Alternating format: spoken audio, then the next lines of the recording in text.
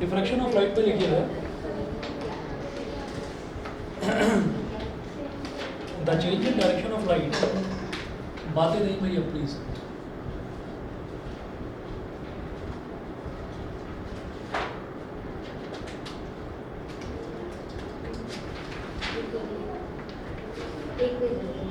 the change in direction of light, the change in direction of light when it passes from one medium to another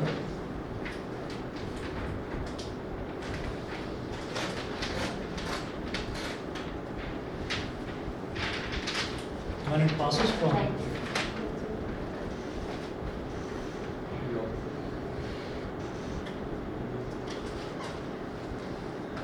the change in direction of light when it passes from one medium to another obliquely is called refraction of light.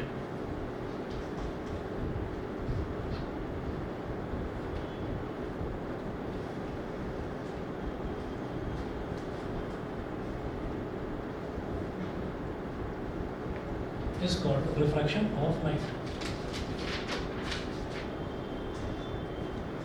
or the bending of light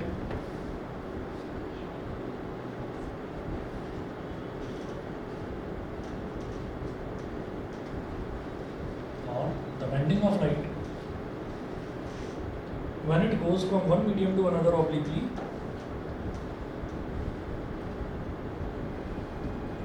when it goes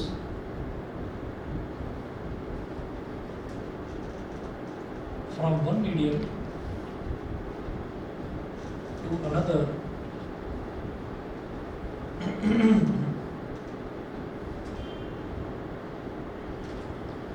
from one medium to another obliquely is called refraction of light.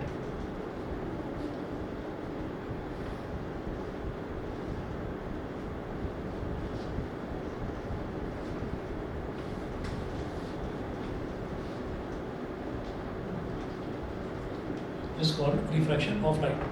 तो refraction of light में हम ये कहते हैं कि जब भी कभी किसी एक मीडियम से दूसरे मीडियम में लाइट रे एंटर होती है तो वो लाइट रे जो है ना वो जैसे सीधी सीधी जा रही थी सीधी सीधी नहीं जाएगी, वो थोड़ी सी बेंड हो जाती है, मुड़ जाती है। तो वो जो ये जो बेंडिंग का जो फिनोमिना है, इस फिनोमिना को ही हम रिफ्रैक्शन बोलते हैं।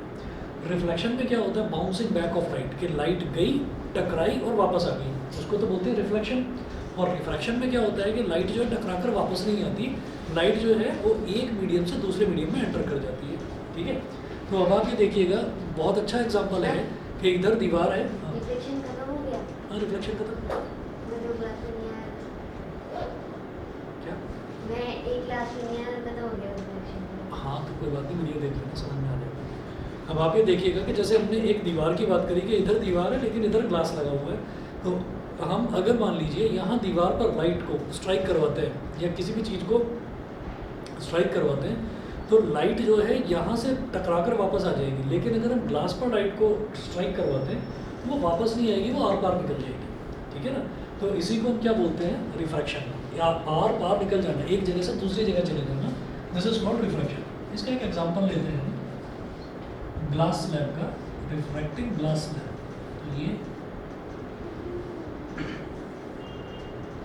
ये ऐसा होता है जैसे कि एक मैच बॉक्स होती है ना, एक मैच बॉक्स होती है, तो मैच बॉक्स आप ये समझ लीजिए क्यूबॉइड की शेप की होती है, सामने से देखें तो रेक्टेंगल जैसा दिखता है। एक मैच बॉक्स हमने बना दी और समझ जाइए कि वो हमने ग्लास की बना दी, कांच की बना दी, ट्रांसपेरेंट मटेरियल ऐसे।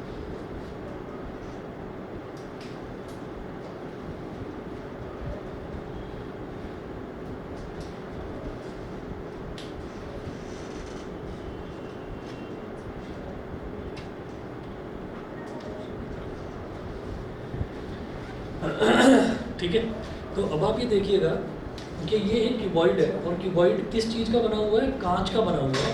तो इसको हम क्या बोलते हैं, इसी को हम रिफ्रैक्टिंग ग्लास स्लैब बोलते हैं। समझने के लिए हम क्या करेंगे कि हम सिर्फ इसका फ्रंट फेस बनाएंगे, बार बार ये नहीं बनाएंगे, एक्चुअल में ऐसा होता है। तो हम क्या करेंगे, हम इसका फ्रंट फेस बनाएंगे, तो सामने से इसका फेस कैसा दिखाई दे रहा है, जैसे एक रेक्टेंगल हो, तो ये हमने बना दिया है। अब हमने क्या करा कि यहाँ पर जो मीडियम है, यहाँ पर मैं लिख दूंगा एयर, एयर।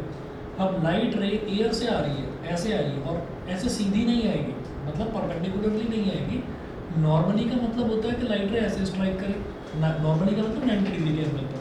और ऑब्लिकली का मतलब होता है at any angle other than 90 degree, 90 degree के अलावा कोई भी एंगल, ठीक है।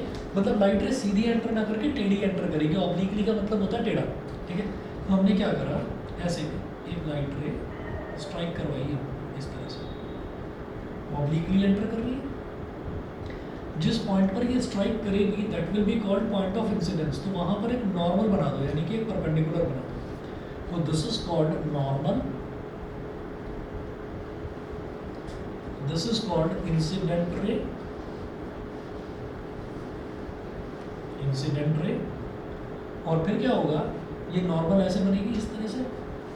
अब सोचिए ये एयर है और ये वाला जो मीडियम है ये है ग्लास,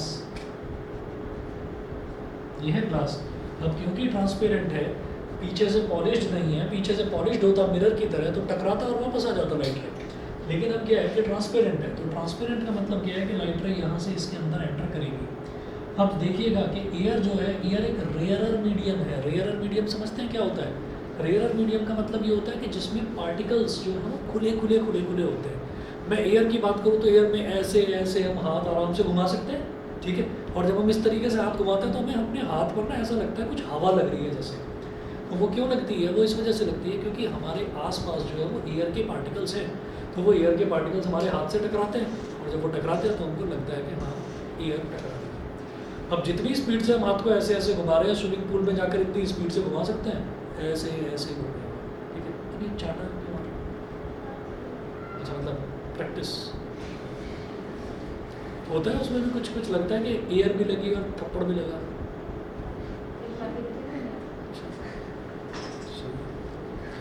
और ये तुम्हारे साथ ही पंगे लेते हैं क्या? एक दिन ऐसा भी तो हुआ था कि धक्का दे दिया था वहाँ सामने दीवार के अंकल का के बराबर। ऐसे मत परेशान करा। चलिए जी, तो अब देखिएगा कि यहाँ पर ना मीडियम चेंज हो रहा है। तो मीडियम कैसे चेंज हो रहा है कि अगर लाइट रे रेयरर मीडियम से, यानी कि एयर है, एयर के पार्टिकल्स खुले खुले हैं और यहाँ ग्लास में आ गए यानी कि सॉलिड में आ गए, तो सोचो कि एयर में हमने हाथ को ऐसे घुमाया, आसानी से घूम जाता है। हमने स्विमिंग पूल में हाथ को डुबाया, उसको उतनी स्पीड से घुमा सकते हैं क्या? नहीं घुमा सकते, क्योंकि वाटर के जो मॉलिक्यूल्स हैं वो थोड़ा एयर के कंपैरिजन में क्लोजली पैक्ड है, ठीक है। तो उसमें हम हाथ को इस तरह से मूव नहीं कर सकते। सॉलिड में कर लोगे क्या? नहीं ना। ये चेयर है तो चेयर को तोड़कर ही हाथ अंदर जाएगा, ठीक है। वैसे तो नहीं जा सकता। तो इसका मतलब क्या है कि सॉलिड में तो मूवमेंट पॉसिबल है ही नहीं इस तरीके का, ठीक। तो सॉलिड के कुछ एक एग्जांपल्स हैं जिसमें लाइट एंटर कर जाती है ना। तो क्योंकि लाइट एक सॉलिड नहीं है, हमारा हाथ एक सॉलिड है, एक सॉलिड दूसरे सॉलिड के अंदर एंटर नहीं कर पाएगा। तो अब जरा देखिएगा, ये इंसिडेंट रे अगर एयर से ग्लास में ना जा रही होती है तो इसको कौन रोकने वाला था? फिर तो ये सीधी जाती है ऐसे, ठीक है। लेकिन अब क्या है कि अब ये एक डेंसर मीडियम, मतलब जिसमें पार्टिकल्स क्लोजली पैक्ड है, सॉलिड है ना ये, तो क्या होगा, इसकी स्पीड कम हो जाएगी। स्पीड कम हो जाएगी तो it will bend towards the normal, normal की तरफ झुक जाएगी ऐसे, समझ गए? बिल्कुल डेंसर मीडियम की वजह से, क्योंकि डेंसर मीडियम क्या करेगा, इसको रोकने की कोशिश करेगा, ठीक है। तो अब आप ये देखिएगा कि ये इंसिडेंट रे है और अब ये जो है ये ना बेंड हो गई, तो this bending is called refraction. इसी को हम रिफ्रैक्शन बोलते हैं। और ये जो बेंड होने के बाद में जो लाइट रे मिली है, दिस इज कॉल्ड रिफ्रैक्टेड रे। रिफ्रैक्टेड रे, इंसिडेंट रे, रिफ्रैक्टेड रे। उसके बाद यहाँ पर भी एक नॉर्मल बना रहा है। अच्छा, इंसिडेंट रे नॉर्मल के साथ जो एंगल बना रही है, ये बिल्कुल वैसा ही केस है जैसा हमने रिफ्लेक्शन में देखा था। This is called angle I, angle of incidence. Refracted रे इसके साथ, नॉर्मल के साथ जो एंगल बना रही है, this is called angle r, यानी कि एंगल ऑफ रिफ्रैक्शन। क्लियर? अब क्या होता है कि अब वापस वही ग्लास से वापस आप एयर में जाना चाह रहे हो, ठीक है।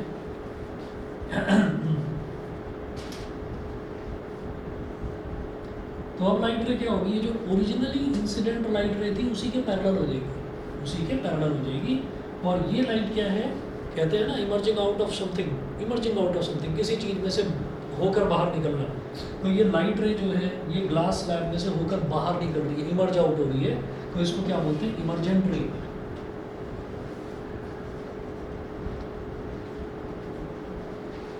इमर्जेंट रे, ठीक है। और ये इमर्जेंट रे नॉर्मल के साथ जो एंगल बनाती है that is called angle E, angle of emergence. इसको एंगल ऑफ इमरजेंस बोलते हैं। इमर्जेंट रे में और ओरिजिनल जो इंसिडेंट रे है, इन दोनों के बीच में एक गैप होता है। इस गैप को हम बोलते हैं, जैसे कैपिटल एस होता है ना, ऐसे इस कैपिटल एस को बंद कर दो ऐसे, ठीक है, इसको बोलते हैं डेल्टा। डेल्टा कैपिटल एस बनाया, इसको यहाँ से बंद कर दिया। This delta is called lateral displacement.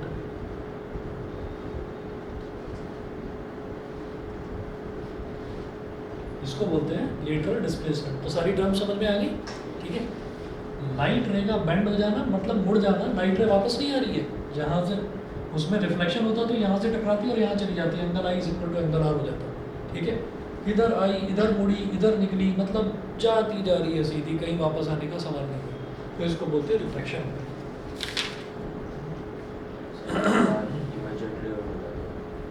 Emergent रे, हमने ये देखा कि इधर ये कांच का टुकड़ा रखा हुआ है, ग्लास स्लैब रखा हुआ है, तो एक लाइट रे यहाँ से आई, एयर से इसके अंदर एंटर कर गई, ट्रैवल करी, ट्रैवल करने के बाद बाहर निकल के आती है।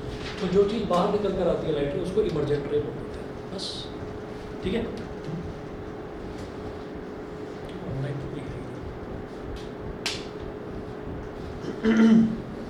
अरे ईशान कहाँ है भाई? 2 दिन से नज़र ही नहीं आ रहा। अच्छा, तुम तो DPS आर में हो ना? हम DPS राजनगर एक्सटेंशन में हो सकता है, पेपर वेपर चल रहा है।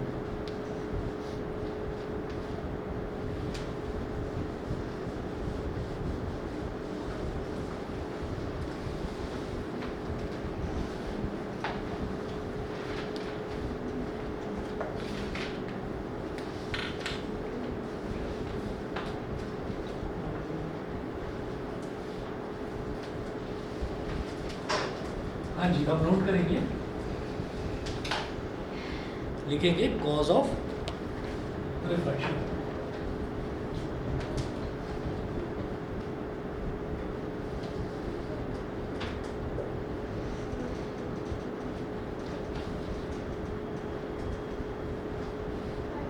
Cause of refraction. The refraction of light is due to the change in the speed of light.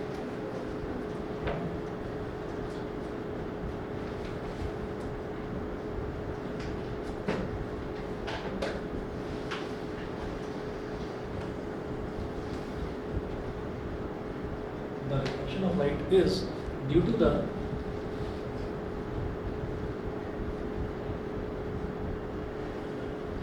change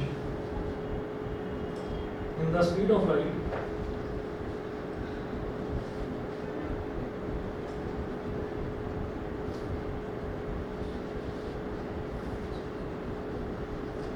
is due to the change in the speed of light on going from one medium to another.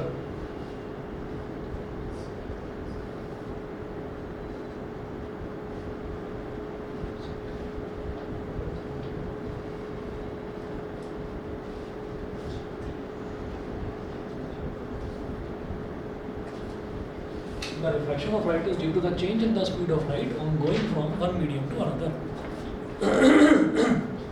एक medium से दूसरे medium में जब light रे जाती है तो उसकी स्पीड ऑब्वियस सी बात है चेंज होगी ही होगी, है ना। अब वो स्पीड का चेंज होना ये भी है कि स्पीड घट भी सकती है, बढ़ भी सकती है। तो जब स्पीड बढ़ेगी तो उसको डेविएट होने का चांस नहीं मिलेगा जब स्पीड बढ़ेगी, है ना। तो जैसे यहाँ पर देखिए, यहाँ पर स्पीड बढ़ी हुई है तो यहाँ रेयर मीडियम है तो उसको खुला मौका मिल रहा है और ये बिल्कुल आराम से सीधे रास्ते जा रही है। अब एक डेंसर मीडियम में आ गई तो डेंसर मीडियम में मॉलिक्यूल्स इसकी स्पीड को रोकेंगे, तो इसका मतलब डेविएशन होगा, मतलब ये नॉर्मल की तरफ काफ़ी बेंड हो जाएगी, ऐसा होता है, ठीक है। तो बस आप मतलब पूरा कुछ एक्सप्लेनेशन नहीं मांगा जाएगा आपसे, ये पूछा जाएगा कि रिफ्रैक्शन का आप कॉज बताइए, तो आप बताएंगे due to the change in the speed of light when light goes from one medium to another. नहीं, सर मेरे हिसाब से 10th क्लास में कम होती है डेरिवेशन, है ना? ना के बराबर ही होती है। हाँ, वो जब 9th में बता देते हैं ना। सब मेरे 10 सालों से कोई डेरिवेशन नहीं आ रही। अब 11th में आएगी डेरिवेशन। 11th में समझो, 12th में आती थी बेसिक। सर एयर में क्या स्पीड होगी लाइट की? 3 × 10⁸ मीटर पर सेकंड। 3 × 10⁸ मीटर पर सेकंड। 3 × 10⁸ हाँ जी, आगे लिखेंगे optically rare medium and optically denser medium. और अगर कोई मीडियम नहीं है तो? मीडियम ही नहीं है तो उसको बोलते हैं वैक्यूम। हाँ। अगर कहीं कोई मीडियम नहीं है इसका मतलब ये है कि किसी भी तरीके के कोई गैसेस पार्टिकल्स कुछ भी नहीं है उसके अंदर। वो जो लाइट होती है ना, लाइट को एक्चुअली किसी मीडियम की ज़रूरत भी नहीं होती। तो वैक्यूम में भी उसकी स्पीड 3 × 10⁸ है, और जो ये गैस पार्टिकल्स वगैरह होते हैं ये इसकी स्पीड को घटा नहीं पाते। तो एयर में भी उसकी स्पीड वही होती है 3 × 10⁸। थोड़ा बहुत हालांकि अंतर होता होगा, लेकिन वो वैल्यू इतनी ज़्यादा है कि हम ये कहें कि 3 × 10⁸ नहीं, एयर में आती है 2.9 × 10⁸ हो जाता है। तो फिर ये कर दिया गया कि नहीं, एक ही रखो इसको। तो वैक्यूम में भी स्पीड जो है 3 × 10⁸, और जो एयर में है उसमें भी वही मानी जाती है। अगर स्पीड उससे ज़्यादा हो इससे ज़्यादा क्या होगी? 3 × 10⁸ मीटर पर सेकंड, 300 करोड़ मीटर पर सेकंड। एक सेकंड में 300 करोड़ मीटर चली जाती है। तो सोचो ना कितना ज़्यादा होगा। इसीलिए तो थंडर होता है ना, तो उसमें लाइटनिंग पहले हमको दिखाई दी जाती है, लेकिन आवाज़ बाद में आती है। साउंड की स्पीड एयर में क्या होती है? जैसे लाइट की स्पीड एयर में 3 × 10⁸, साउंड की, अरे पढ़ा था लास्ट में, 340 मीटर पर 330 मीटर पर सेकंड। ठीक है, तो आप देखो ना कि वो तो 330 और वो 300 करोड़ है, तो कितना टाइम लगेगा, कितना टाइम गैप है? सर बुक में तो 340 या शायद 342 दिया था। 330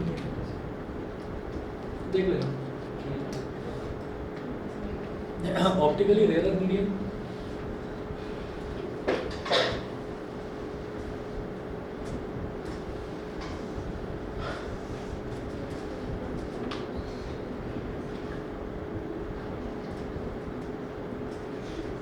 optically denser medium.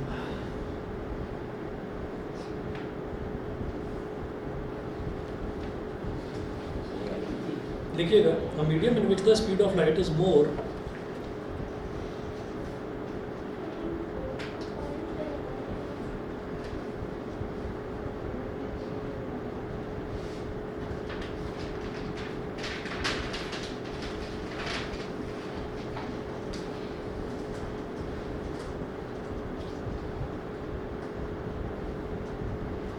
medium in which the speed of light is more is known as optically rarer medium.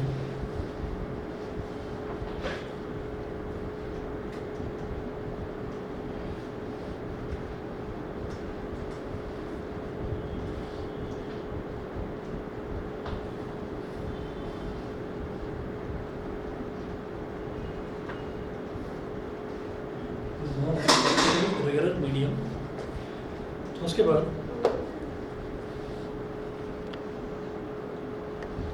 a medium in which the speed of light is more is known as optically rarer medium. दूसरा देखिए, a medium in which the speed of light is less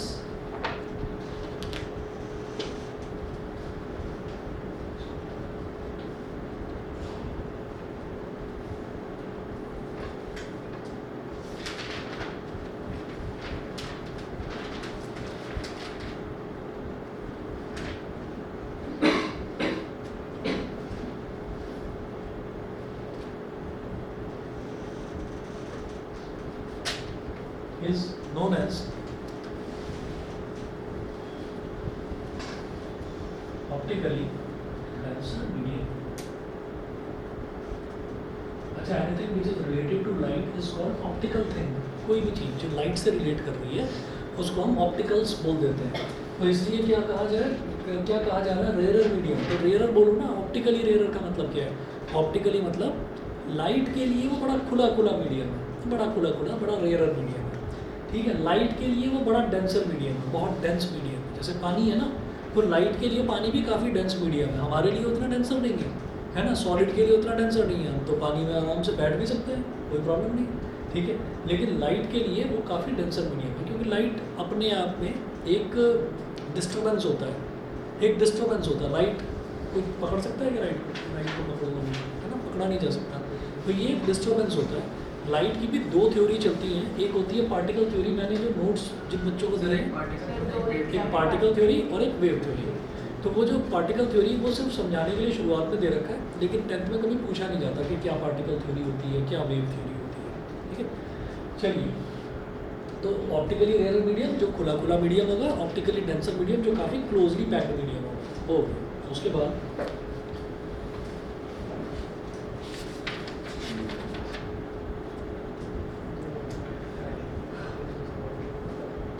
बाद हम ना 3 cases देखेंगे। Case 1,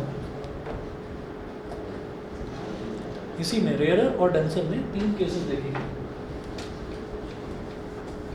optically denser medium तो tightly pack होगा, जैसे optically denser medium तो टाइटली पैक है ना। Tightly pack.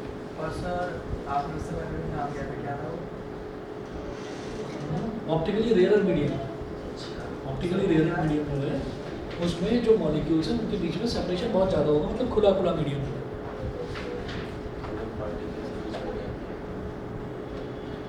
हाँ जी, अब इसमें ना 3 केसेस लेंगे। केस 1 लिखिए। Case 1, refraction of light when it goes from a rarer medium to a denser medium.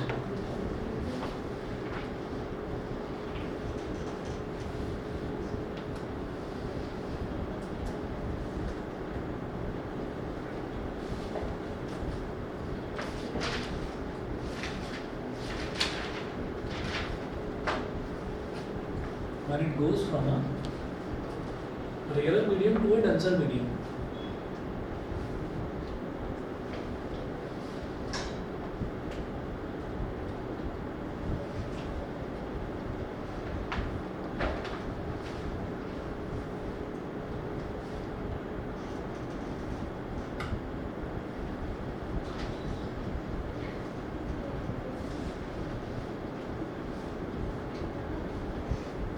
The refracted light ray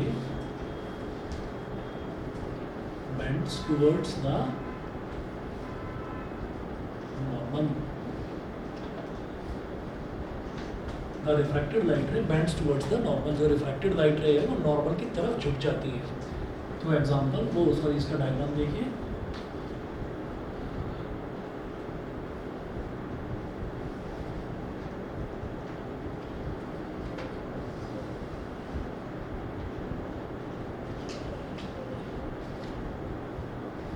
अगर चेंज ऑफ मीडियम ना होता, ये एयर है और ये ग्लास है, अगर चेंज ऑफ मीडियम ना होता तो ये लाइट रे ऐसे आ रही है, ऐसे ही चली जाती सीधी, ठीक है। लेकिन चेंज ऑफ मीडियम हो गया तो रेयरर से डेंसर में लाइट रे एंटर कर रही है, तो it will bend towards the normal. तो ये ऐसे ना जाकर थोड़ा सा नॉर्मल की तरफ झुक जाएगी, ठीक है। ओरिजिनल पाथ जो है, ओरिजिनल पाथ बड़ा इंपॉर्टेंट है। ओरिजिनल पाथ हमारा क्या था कि यहाँ से लाइट रे आ रही थी, तो पहले उसका डॉटेड लाइन से आप ओरिजिनल पाथ बना लेना और फिर ये दिखाना कि ओरिजिनल इसका पाथ ये था, ये इतना डेविएट हो गई, मतलब इतना नॉर्मल की तरफ झुक गई है, ठीक है। तो ये केस हो गया when the light goes from a rarer medium to a denser medium. दूसरा नोट करें केस 2। केस 2 में है refraction of light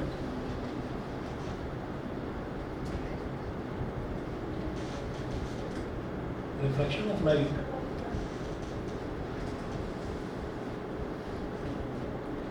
when it goes from a refraction of light when it goes from a rarer medium, मैंने पूरा लिखा नहीं है, लिख लीजिए ऊपर भी, from a rarer medium to a denser medium। Sir हाँ, अगर आप कह रहे थे कि मैं आप आफ्टरनून में क्या सिलेबस चल रहा है? उसमें जो मैथ्स में जो है ना, मैथ्स में तो उसमें चल रहा है क्वाड्रेटिक इक्वेशन। क्या क्वाड्रेटिक इक्वेशन शुरू करेंगे? 3 क्लासेस हो चुकी, 4थी क्लास करोगे? कब है? अगला मैं क्वाड्रेटिक ही कराऊंगा वैसे यहाँ पर भी। हाँ, बाकी देख लेना, अगर उस टाइम आना चाहो उस टाइम। सर हमारे मेरा कुछ फायदा नहीं होगा ना, क्योंकि मैं स्लिप हो जाएगा।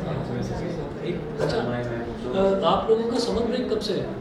मेरा मैच तो स्टडी कैंप चल रहा है। 31 से 1 से 29 से 29 से। हमारा दूसरा सर 31 ओरिजिनल तक समर तो ब्रेक पड़ेगा। हमारा भी 29 से ओरिजिनल आ रहा है, बस मुझे लग रहा है कि समर ब्रेक होगा इस बार, क्योंकि गर्मी बहुत ज़्यादा हो है सर, गई। हमारी इसमें तुम्हारे यहाँ एक्स्ट्रा क्लासेस चलेंगी? हमारी भी एक हफ्ते की एक्स्ट्रा क्लास, उसके बाद ही पूरा जून सर एक ही हफ्ता है हमारी तो। एक हफ्ता एक्स्ट्रा क्लासेस, बाकी छुट्टी। उसमें एक हफ्ते के नाम पे 5 वाला है सैटरडे संडे। और तुम्हारा तो हो गया ना? नहीं हाँ आर्य 16 जून तुम्हारा तो हो गया। कब से स्टार्ट हुआ है? आज से? 15 मई से। अरे 15 मई भी तो कल ही थी। सर 8 या 9 में से हुआ था। अच्छा याद भी नहीं है इतने दिन से अरे छुट्टियां नहीं इंतजार कर सर, रहा है। कल मंडे था ना, पिछले मंडे से हुआ था, कह रहा था। और खत्म हाँ, हो मंडे गया। मंडे आदत कदम का बस 17 से उनको खुलेगा। ये तो गर्मी में जाएगा स्कूल। अरे हमारे 20 जून को हाँ, हमारे हमारा हम भी भी जुलाई चल में रहा जाना है है। Quadratic equation. ज़्यादा आगे नहीं बढ़ी, बस 4.1 तक कर। मैं सेकंड में आया था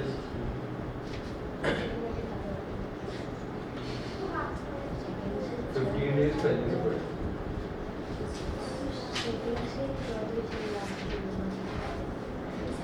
Refraction of light when it goes from a denser medium to a rarer medium. अगर लाइट रे डेंसर मीडियम से रेयर मीडियम में जा रही है तो क्या होगा? The refracted light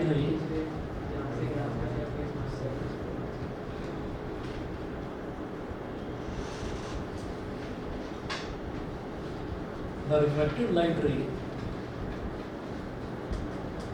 moves away from the normal.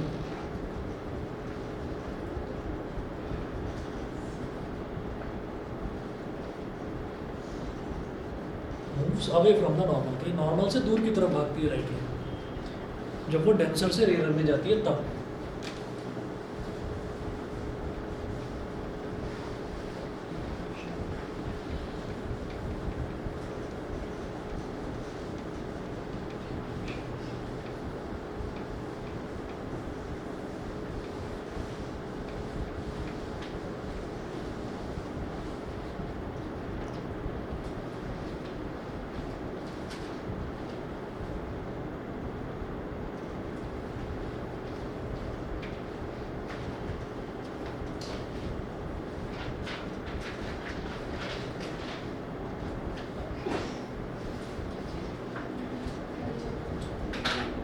Sir जो हमारा सेकंड वीक टेस्ट का school level linear equation quadratic. Linear और क्वाड्रेटिक कब है वो? हमारे भी वो सर तो दोनों चैप्टर मतलब जुलाई के भी बाद में है। अच्छा अच्छा, तो उसमें तो हमारे टाइम है। सर, 15 जुलाई से पेपर है। नहीं। अरे तब तक तो काफी कुछ हमारे पता पहले चलेगा। हम होंगे फिर यूपी को। हमारे 30 मई से नहीं जून। सर जून से है। ना? एमएससी क्या होता है ये? सर हमारे भी है मिड हाफ ईयर। उसके बाद हमारे हाफ अच्छा मेरे को ना टाइम में अपना सिलेबस बता देना, मैं उसी हिसाब हमारा से तो आ गया तो भेज देना मेरे को व्हाट्सएप सर पे। एक ही महीने में प्रीवियस खत्म होगा और दूसरा सही है ना? अच्छा सैड है। सर साइंस हमारा है लाइट प्रोसेस साइंस का तो आप सिलेबस मेरे को ना टाइमली, जिन भी बच्चों के एग्जाम्स हैं वो टाइमली मेरे को सिलेबस सर भेज हर दें। ट्यूसडे होता है। अच्छा आप जरा यहाँ पर देखो, यहाँ पर क्या है कि ये क्लास है और ये एयर है। तो अब क्या है कि अब ना लाइट रे ओरिजिनेट हो रही है यहाँ पर ग्लास के अंदर और ग्लास से फिर वो एयर में जा रही है, यानी कि डेंसर से एयर में जा रही है। तो अब आप ये देखिएगा कि अगर चेंज ऑफ मीडियम ना होता तो लाइट रे कैसे जाती? ऐसे सीधी, जैसे है इसी रास्ते सीधी सीधी चली जाती। लेकिन चेंज ऑफ मीडियम हो गया तो ये नॉर्मल की तरफ बेंड नहीं करेगी, ये दूर भागेगी, मतलब अपना जो ओरिजिनल पाथ है उससे और नॉर्मल से दूर भागेगी ऐसे। समझ गए? ठीक है, इसको कहते हैं moving away from the normal. ठीक है, अच्छा 1 मिनट रुकिए, मैं अभी आ रहा हूँ, फिर अगला केस देखते हैं। इसमें कितने केस आ रहे हैं? बस एक और 3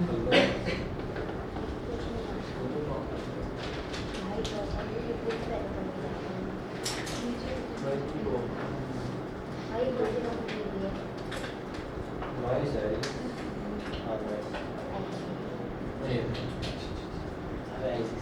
30 पे फायरबोल्ट पे विराट कोहली लगा के नहीं वो होता तेरे पास बोर्ड की भी है वो भी नॉइस है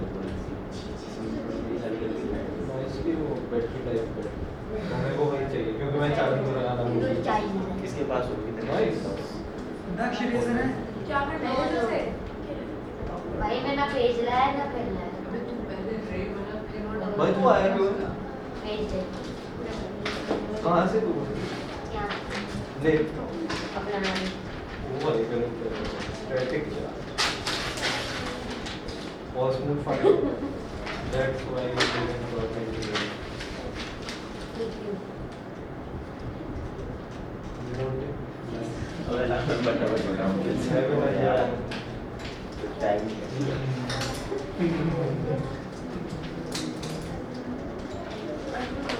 हमारा बढ़िया हो गया क्या? मैंने तो तुम्हें स्टूडियो से भाई टेंस को माफ करो पहले इसके ऊपर टाइम लाया क्या? 1 से लेके 8 चैप्टर तक हर पूरी बुक आई है नोट्स लाया ये अलग फाइल बायो लकीर सेंड वो आगे क्या आगे कौन है जो जल्दी अच्छा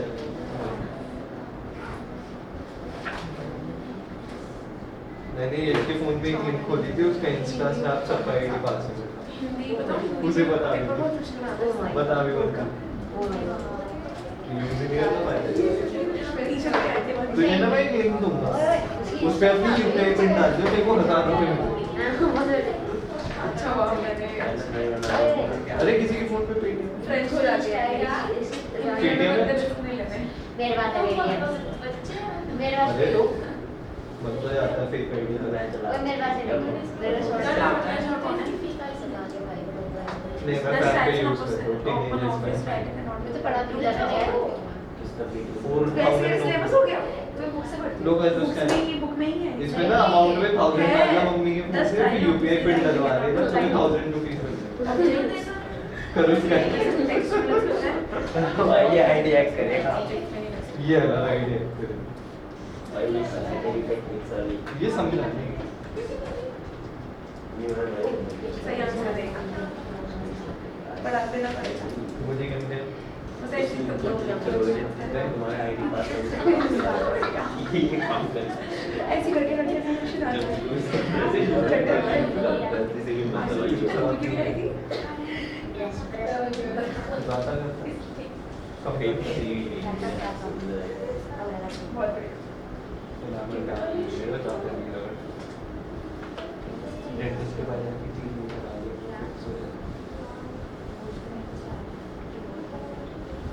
सिटी का वही वो भी वो भी हाँ जी case 3 case 3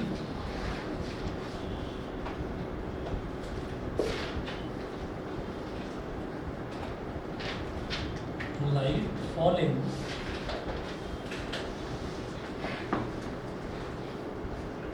normally on a glass slab.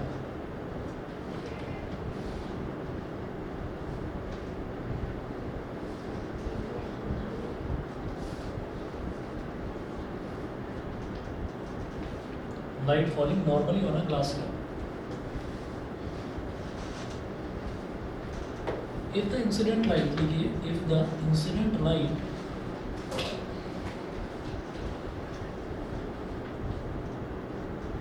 Sir इसके कितने केस हैं तीस पे last if the incident light falls normally or perpendicularly, sir वैसे कितना बड़ा रिफ्रैक्टेड ज़्यादा बड़ा नहीं है।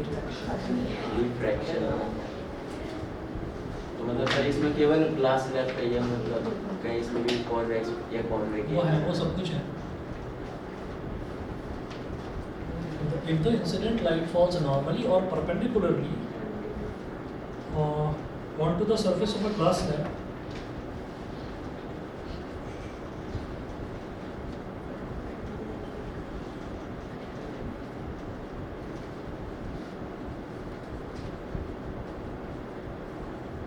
onto the surface of a glass slab, comma, then there is no bending of the ray of light.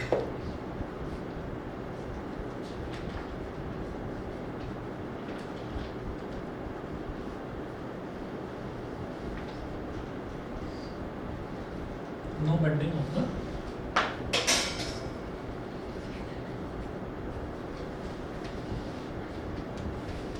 then there is no bending of the ray of light. तो ray of light में किसी भी तरीके की bending होती ही नहीं है। अगर परपेंडिकुलरली वो स्ट्राइक करता है उधर वाली चेयर के नीचे,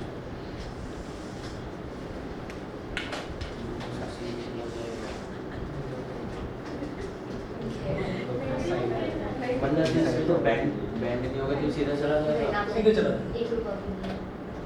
यानी कि incident I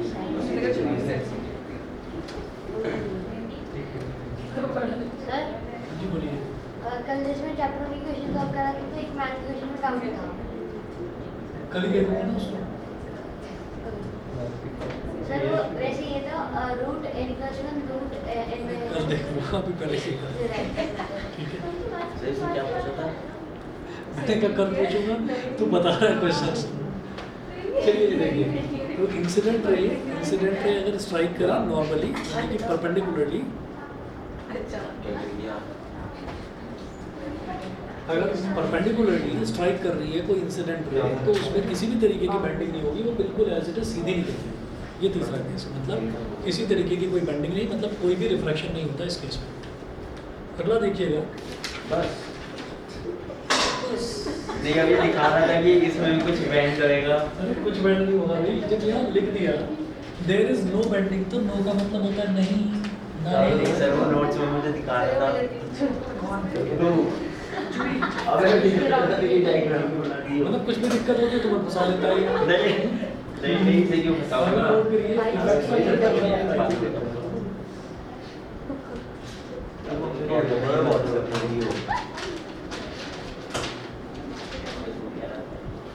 Effects of refraction of light.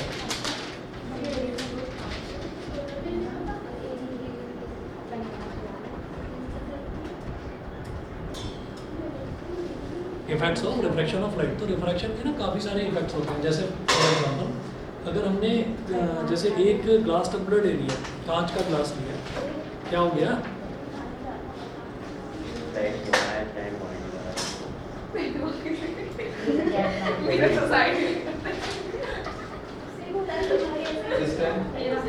तुम पेन से खेल रहे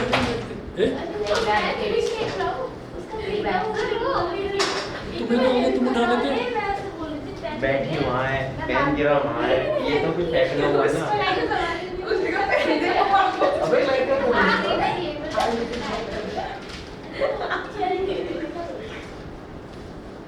आगरा में एक बड़ी फेमस चीज़ है,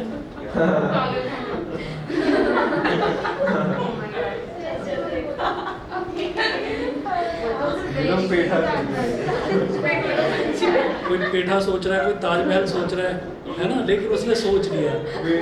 किस चीज़ की बात चल रही है? सर हम अपने चीज़ सोचते हैं ना। हाँ वही। तो बोल दिया भाई वहाँ सबको एक केज में मत कर। अबे जेल होगी बस। उनके आगे खाना है।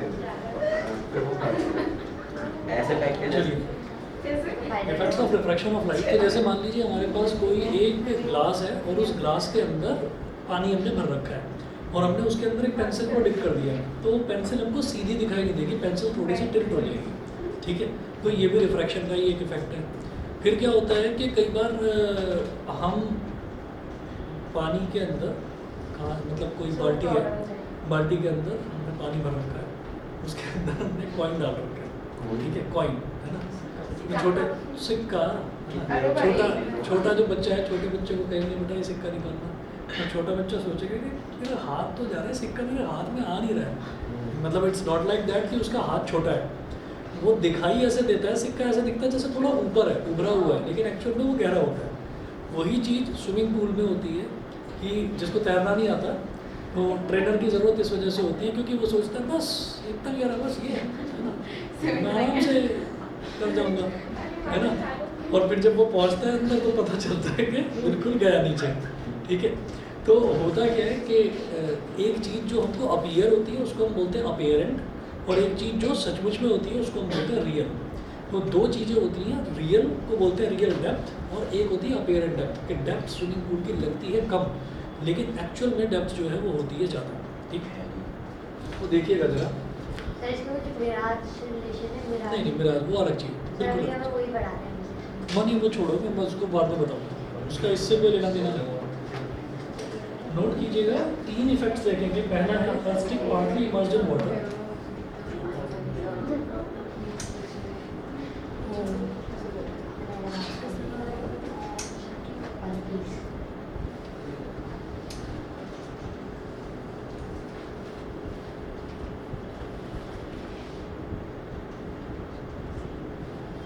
Plastic partly immersed in water.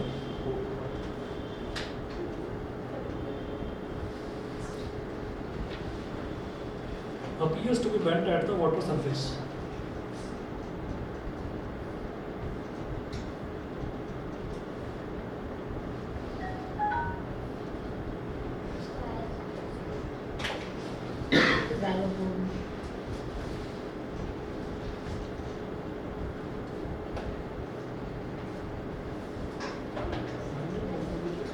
Appears to be bent at the water surface. ऐसा क्यों है वो अभी बताते हैं। हमने ये करा, यहाँ पर सिर्फ एक डायग्राम बनाएंगे।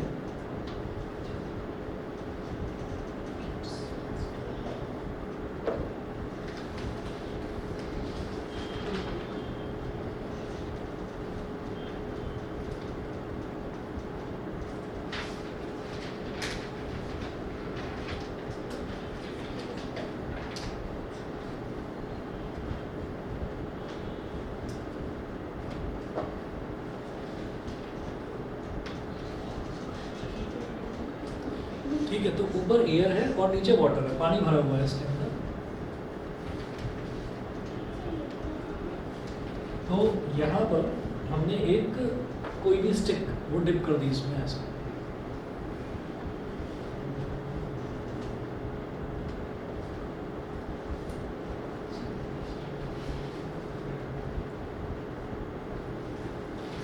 तो हमने इसके अंदर एक स्टिक डिप कर दी, तो स्टिक मुड़ेगी तो है नहीं, स्टिक तो सीधी रहेगी ना, जैसी है वैसी रहेगी। तो स्टिक इसके अंदर हमने डिप कर दी, लेकिन ये जो नीचे वाटर है ना, तो इसका जो कंटेनर है, जिस कंटेनर में ये वाटर भरा हुआ है, वो कंटेनर कांच का है, तो हम उसके आर पार देख सकते हैं।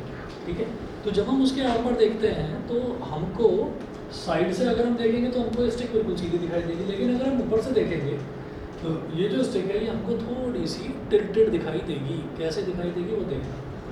हमने क्या करा कि यहाँ पर हम हैं, यानी कि यहाँ पर हमारी आँख भी इधर ही है। आई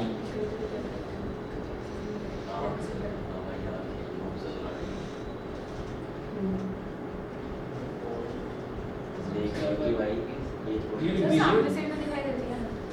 हाँ, वॉइस स्पेस में यानी ये देखिए ऑब्जर्वर साइड, हम ऊपर से देख रहे हैं उसको, तो हमको ऊपर से थोड़ा सा उभरा हुआ दिखाई देगा। वो क्यों, वो देखिएगा। तो ऑब्जर्वर साइड ये मैग्नीफाइंग ग्लास में आता है, मैग्नीफाइंग ग्लास मतलब वो भी जरा से दिखेगा। ये आईज Specs में में। आईज में सर, इसमें दोबारा कितने बता दें? तो सर बनाएंगे। देखिए ये जो इसका स्टिक का जो लास्ट वाला जो पॉइंट है, जो इसकी टिप है, हमने ये कहा कि इसमें से कितनी लाइट रेज निकल रही है, इनफाइनाइट, बहुत सारी लाइट रेज निकल रही है। स्टडी करने के लिए हम ये देखेंगे, जैसे मिरर के केस में देखते थे कि ऑब्जेक्ट में से कोई दो लाइट रेज निकल रही है, ऐसा हम देखते थे। तो यहाँ से भी ऐसे ही करेंगे, एक लाइट रे तो ऐसे नहीं,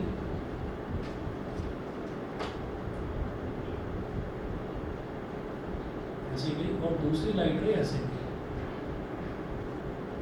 2 लाइट रेज हो गई। अब उसके बाद क्या होगा, छोटी छोटी सी नॉर्मल बना लीजिए यहाँ पर, एक ये और एक ये। अब होगा क्या कि कायदे से तो सीधी जाती है ना, कायदे से तो सीधी जाती, लेकिन डेंसर से लेयर में जा रही है, तो it will move away from the normal. तो ये ऐसे हो जाएगी, इसी तरीके से ये भी ऐसे हो जाएगी। और यहाँ पर ऑब्जर्वर की आई है,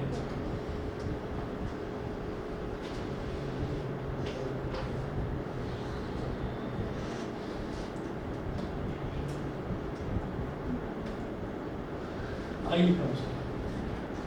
तो लाइट रे आई में इस तरीके से एंटर होगी, लेकिन जो हमारी आई है ना उसकी जो लाइन ऑफ साइट है, फॉर एग्जांपल अगर मान लीजिए हमारे पास कोई एक हॉलो पाइप है ना, हॉलो पाइप है, वो हॉलो पाइप से मैं एक तरफ अपनी आंख लगाकर देखता हूँ तो मुझे आर पार दिखाई दे जाएगा, लेकिन अगर वो हॉलो पाइप आगे से मुड़ा हुआ है तो फिर हम नहीं देख पाएंगे, क्योंकि हमारी लाइन ऑफ साइट जो है बिल्कुल सीधी जाती है, ठीक है। तो ये जो लाइन ऑफ साइट है, अगर मैं इसकी बात करूँ, यहाँ से ये लाइट रेज ऐसे जा रही है, तो आँख को वो चीज़ तब दिखाई देगी जब आँख से रे ऑफ लाइट जाए, तो आँख से जो रे ऑफ लाइट जाएगी वो सीधी जानी चाहिए, लाइन ऑफ साइट हमारी सीधी होती है।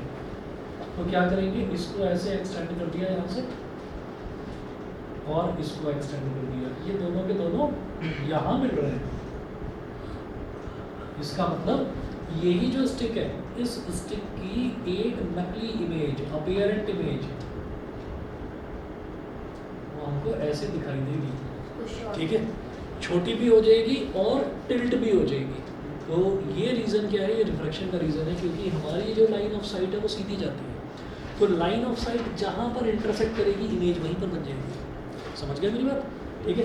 यहाँ से जब ये निकली थी तो निकल के वैसे तो सीधी जाती, लेकिन चेंज ऑफ मीडियम हुआ, चेंज ऑफ मीडियम हुआ तो वो ऐसे मुड़ गई, ठीक है। हमारी जो लाइन ऑफ साइट है वो हमेशा सीधी जाती है, उस पर किसी मीडियम वगैरह का कोई फर्क नहीं पड़ता, ठीक है। तो इसलिए ये हमको थोड़ा सा उभरा हुआ दिख रहा है। एक और डायग्राम बनाया था, मैंने फिश के आई का बनाया था जो वो सी लेवल के सरफेस के ऊपर भी नहीं है, ऐसा कुछ।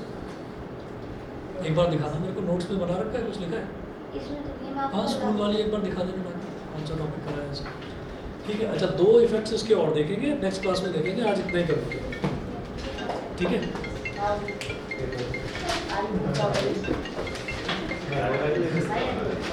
मुझे नोट्स में भी